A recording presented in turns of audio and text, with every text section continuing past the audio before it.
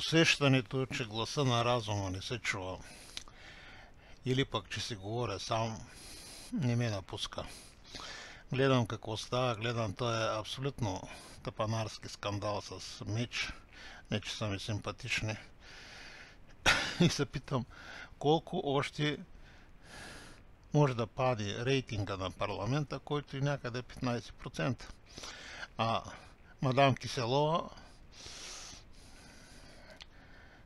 казва, че не е боляваше личните обиди, ами защото падал авторитета на парламента. И как няма да пада при такива изпълнения, както и приемането на бюджета цяла нощ.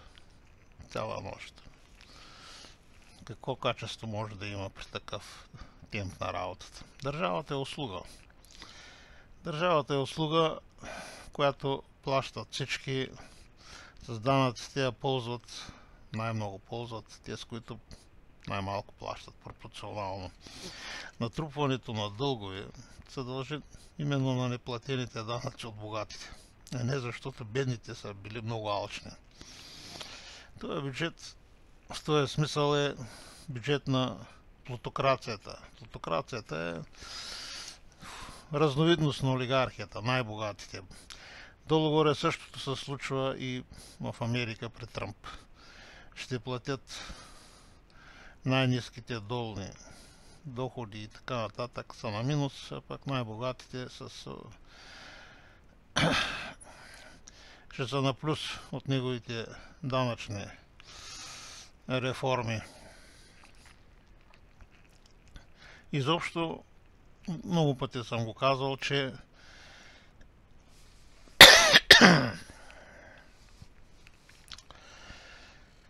печелившите в играта на пари и власт са изкушени да напишат правилата в своя полза. За следващата игра, каквато са изборите или изобщо правилата, не само данъчните правила. Докъде води това? Ами, още в древни времена е водило до нарастване рязко на неравенството, на разделението на обществото на богати и бедни, на господари и роби, до първа брачна нощ. Може да го видим в клинописите още над Наур и епоса за Гилгамеш. Може да го видим дори в молитвата Отче наш, където каза: прости ни греховете, както ни прощаваме на какво беше то, на длъжниците си. А задлъжняването продължава. Някои държави са натрупали дълг, колосален дълг. Какво представлява колосалния дълг? Това са неплатени данъци от богатите. Защото за да имат социалния мир и трябва да се правят някакви разходи. Тези разходи, вместо да се платят, те спокойствието вземат. И така. Държавният дълг на щатите е висок. Имат предимството, че е в техните си пари. Но на Франция също, на Италия също. Разбира се, има и други причини да се трупа дълга. И застаряването, и слабия растеж на икономиката. Така, повече по този въпрос за богатите и бедните, освен че когато улците пишат правилата от агнета да дерят по две кожи и че елита винаги се опитва да приватизира печалбите, растежа, който има в един момент икономиката, да приватизира печалбите и успехите и да социализира загубите и неуспехите, т.е. да ги припише на някой враг, да ги струпа на останалите, които не са във властта.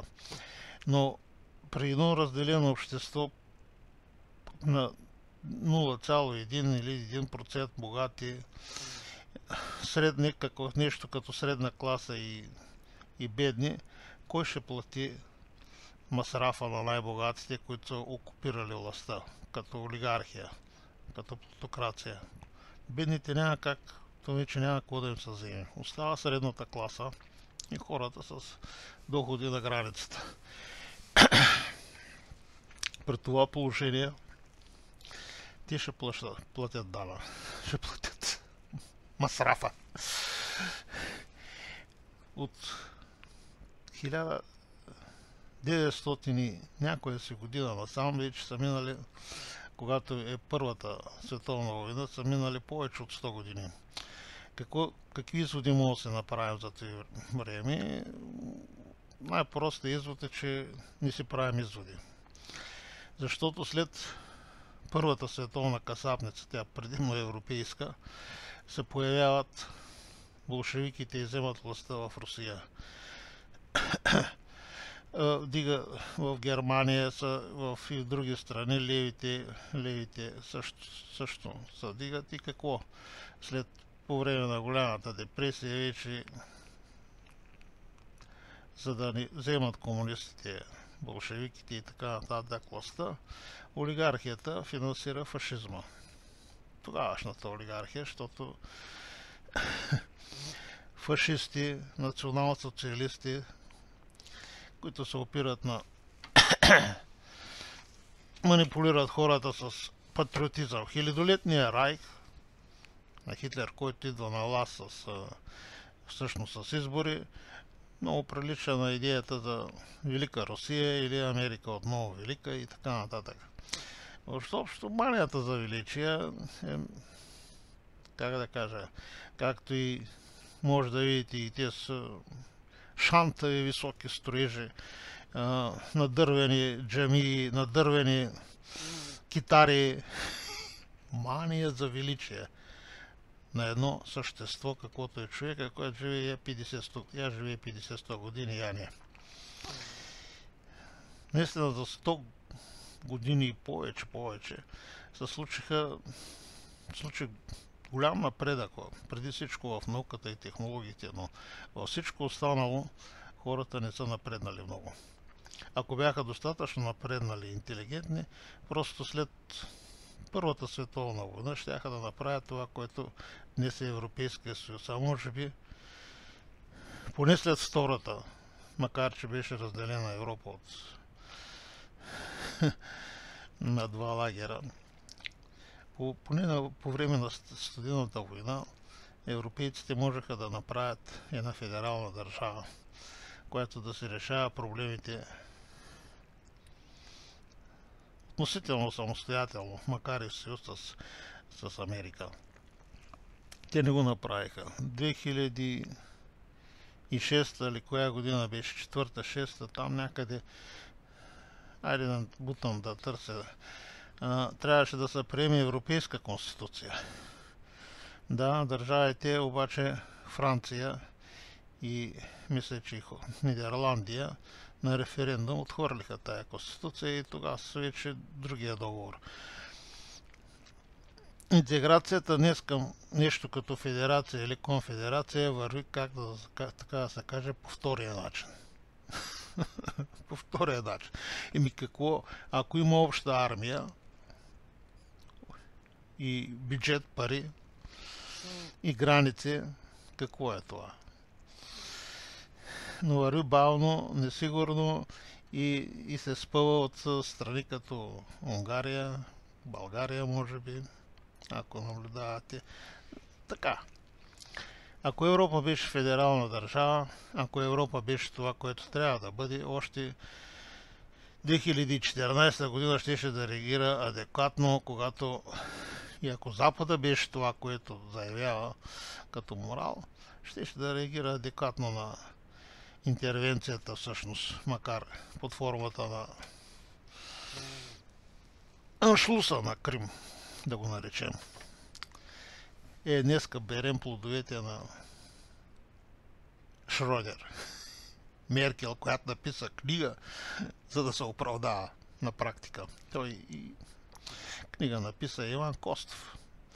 Но четете, ако искате, правете се идоли от разни политици, политики, религии, защото религиите са най-старите как да кажа, теории на конспирацията, идеологии, идеолози, като може като Дугин или като Александър Дугин ли беше и оне Стивчо Бананчето, тръмпис и така нататък.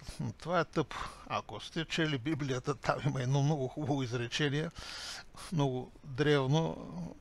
Не си правите идоли. Не си правите идоли по дяволите. Защото идола винаги може да ви измами. И Господ, защото измислица. Виждате в Близкия изток какво става. Заради... Не знам заради що се бият там. С часа ли мозъци. Заради един баир в Иерусалим ли, където нещо щяло да стане след време. Ще има Армагедон или не знам какво се, ще пристигне някакъв... Каква фатална простотия.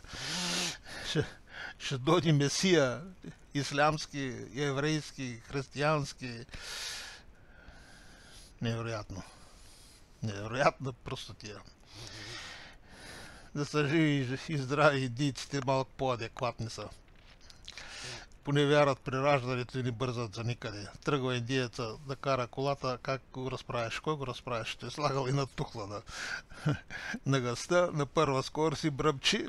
Някъде да бърза. По улиците уж има такова знаци, ама те като не бързат и не се натискат един друг, не варят тоягите и това долу-горе анархията се превръща в ред по пътищата. Така, за друго какво? Освен текущата политика в България, няма какво да говорим, прасета, целият парламент е прасета. ППДБ-то се оказаха неадекватни. Те са много, как да кажа, твърде образовани и културни за този парламент от свине. Като че ли, като се сблъскат с такива, ще трябва да станат като тях.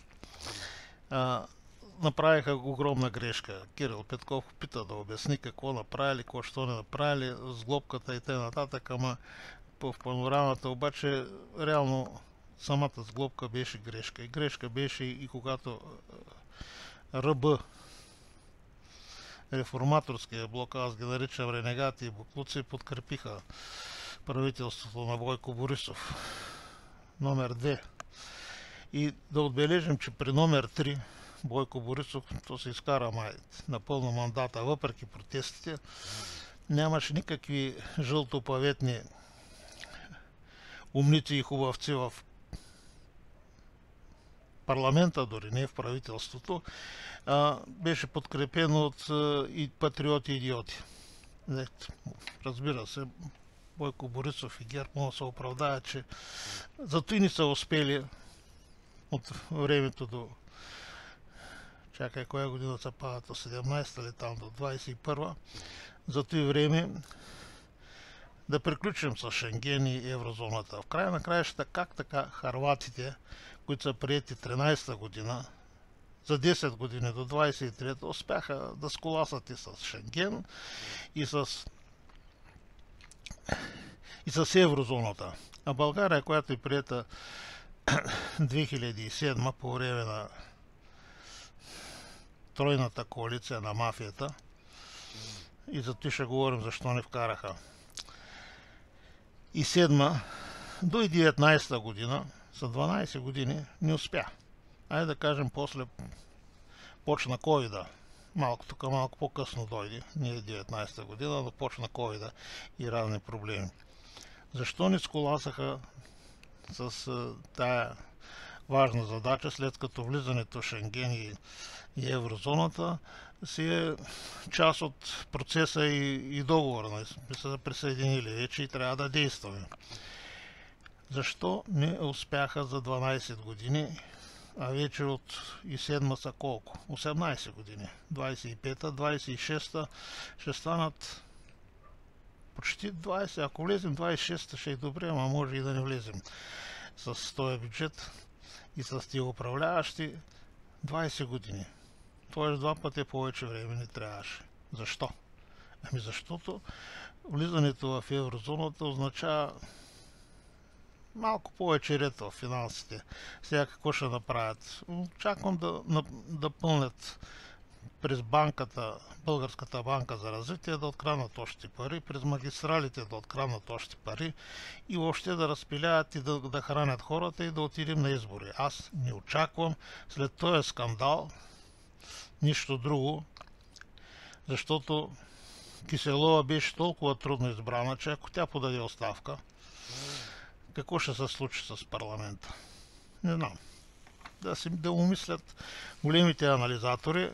Мен ме съмнява, че цялата тази дъндания и с величието, и с Конституционния съд, и всичко това води към едно. Дано не съм прав. Твърдяване и заграбване на повече власт от Шопара, но Шопара е, как да ви кажа, кой го създаде Шопара? Как се появи? Как се появи Бойко Борисов? Откъде и защо дойде царя? Всички тези партии в парламента са проект на мафията по един или друг начин. Може да се е разделила олигархите или мафията на клончета, пипалца и всеки да имат различни интереси, но те имат един общ интерес да не се допусне нормална правова държава България и да си гонят парите и властта, а те, с които им надничат в канчето, да бъдат маргинализирани, както се случи с О10 и С10 и изхвърлени от политиката, дори както беше през последното правителство Бойко номер 3. Бяха дори в парламента, бяха на жълтите павета да протестират. Така какво ще стане? Зависи от избирателите на следващите избори. Те може да са дори тая година, може да са до година, може да са заедно с президентските избори, есента на 26-та, може да са следващата година са изборите за местна власт, може и да са тогава.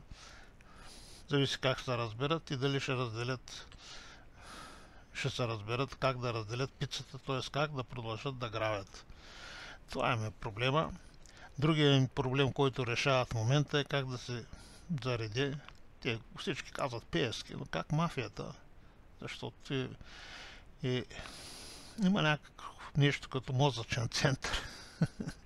Според мен, който дърпа конците и на всичките по някакъв начин.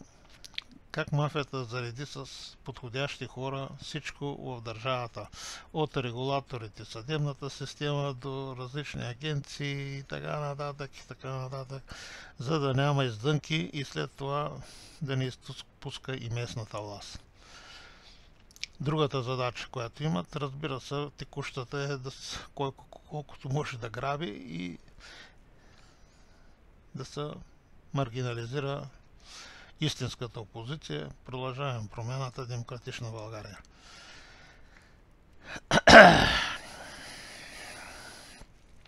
Така, какво ще измислят за изборните правила? Естествено, че дори продължаваме промяната, Демократична България и всичките партийци в парламента няма да измислят справедлив закон, който не дискриминира независимите кандидати.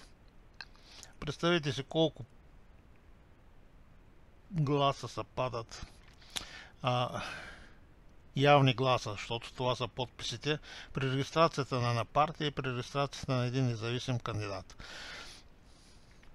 И на партия, която в 30 и колко бяха, 32 или бяха няколко многомандатни избирателни района, сложи по 5 в листата си, 150-200 кандидата и събере колко подписа трябваше да съберат. Последно най-много се бяха събрали май ГЕРБ 8-9 хиляди нещо, 10 хиляди събрала. Значи има 200 кандидата и събрала 10 хиляди подписа. По колко прави това на човек? 50. 200 по 10, 2000 по 5, 10, 50 човек, 50 подписа за един кандидат депутат. А колко трябва да събери инициативния комитет на един независим кандидат? Отворете закона, ще видите. Тъй, че още с самото издигане партийната мафия е нагласила така правилата, че независимият кандидат да не е дискриминиран. Следващата дискриминация в процеса е, че гласуването не е преференциално, задължително преференциално, и ако и с един партиен, тъй като се разделя по пропорционалната система, се зарежда парламента, независимо, че има преференции, отделно, че има праг, за да може партийния естаблишмент да се ги нареди там, да стане някоя грешка. Отделно това, че има праг 4% да навлязат малки партии, но за независимите го искам да кажа, че един независим може да събере много повече гласове, отколкото средно влиза един в партиец в парламент. Като разделиш всички гласували, примерно 2 милиона и 400 хиляди, някъде толкова с малко или по-малко ли бяха на последните избори, като разделиш на 240, прави 10 хиляди. То бяха 9100 или нещо от този сорт бяха. Значи толкова гласа вкарват един депутат. Един независим може да събере повече. Един с преференции дори може да събере повече и да не влезе в парламента. Зато правилният начин на избиране на парламента е и на задължително преференциална система, при която първите 2 или 3 от всеки многомандатен избирателен район влизат директно. Тоест има мажоритарен елемент. Има мажоритарен елемент и след това останалите места на остатъчен принцип са примерно 150 да останат. Ако са по 3 от всеки многомандатен, някъде 150 примерно остават. И тези 150 места, които се разделят, които се заемат по пропорционалната система, да се заредят с хора от национална партийна листа. Национална партийна листа на партиите, където хората са подредени според получените преференции в своя многомандатен избирателен район. Тъй, че като има по 2 или 3 от влезли мажоритарно от всеки многомандатен избирателен район, териториалното представителство е осигурено. След като са наравно, много така да се наравно, независимите могат да влязат точно по този начин, ако съберат достатъчно, примерно 9-10 хиляди гласа, ще им стигнат. Малките партии, които не прескочат, но имат хора, които са прескочили тази бариера, също ще влязат с някой друг човек. Ще има по-широко представителство, ще има по-голямо доверие в партийния, в изборния процес и въобще. Да не говорим за начина, по който се избира. И тъй, според мен, ще се наредят в партийните листи. Това ще накара партиите да издигат по-малко кандидати. Примерно, за да могат да вкарат мажоритарни, да се разпилеят гласовете. По-явни. Но за събирането на подписи, аз смятам, че всеки един кандидат за народен представител трябва да събере някакви поне не 100 подписа, не тези 50, които са такова. Поне не 100 подписа, примерно. И като съберат, те могат да съберат и по 1000 някои, като съберат подписи в своя многомандатен избирателен район, където се кандидатират само от там, не от цялата страна, след като съберат тези подписи, в този многомандатен избирателен район 200 човека, които са събрали най-много подписи, да участват. Няма значение от коя партия, дали зависим, независим и какъв е и що е. Щом е събрал подписи 100 примерно или 200 са минимума и е класиран между първите, участва. Така някои партии ще се окажат с по един-двама кандидати, колкото им е, няма да правят големи листи. Може да се опрости бюлетината, ако се реши, че все пак много цивилизовано, тъй като в Европа цивилизованите страни гласували с бюлетини, ами хубаво, бюлетината може да бъде един такъв лист. На един такъв лист А4 може да събереш 200 номера на кандидати. И като ти избирател, ще посочиш своя. Но най-добре е да се гласува с машини. Ето това искам да кажа за изборния процес. Машини. Машините трябва да печатат бележки. Аз съм съгласен, че трябва да печатат бележки. Не трябва да са свързани с мрежата, за да не им се влияе от разстояние. Но трябва да има една такава камера, на която аз сега говоря. Това е такава маничка камера. Я да видим, ще са видели.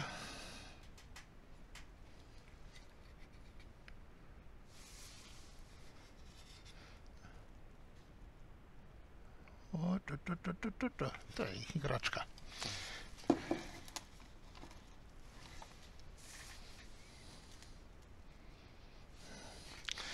Една малка камера, закрепена по подходящ начин, която да заснема гласуване. Тоест няма да се вижда човека, но тъй като се бута с пръсти и се вижда точно екранчето на машината. И тази информация да заминава директно в ЦИК и РИК. Освен това да се записва на една флашка. Няма смисъл да се броят тези чували. Те просто се прибират където трябва и всичко се отчита машинно. Ако има разминаване между протокола, къде колко са гласували и колко има записани на флашката, защото се пише, защото е възможно някой и на комисия да бъде цялата купена, да вземе и да ръга, и да гласува, и да подписва. И това е възможно. Но най-голямата измама няма да бъдат невалидните бюлетини, пак ще бъдат купените гласове. Ще има секции, където масово народът се е юрнал и гласувал за определен човек или партия. Това трудно може да се реши без да се проследят парите. Откъде и как тези пари стигат до тия хора, кой плаща, на кого плаща и така нататък, което значи, че трябва да имаш добре работеща полиция, дори агенти, които да са внедрени и да снасят, донасят, да се документира и да бъдат хванати тези, които купуват гласове, търговците и всичко. Ние нямаме такава полиция, защото когато се прави от колко години нямаме нито един агент руски хванат, да говорим, че ще хванем някакво такова. Трябваше македонците да не дигнат шум за... Знаете случая. Толкова за изборите. Гледайте какви правила ще изберат. Ще решат в края на краищата. И смятам, че след момента, в който направят промените в изборния кодекс, ще ходим на избори. И ще ги направят така, че ако може да спечелят служебно. Мафията така действа. Но не само мафията. В цял свят печелившите в играта на пари и власт са изкушени да напишат правилата в своя полза. Печелившите в играта на пари и власт са изкушени да приватизират печалбите и социализират загубите. Това го запомнете и трябва да си отваряме очите.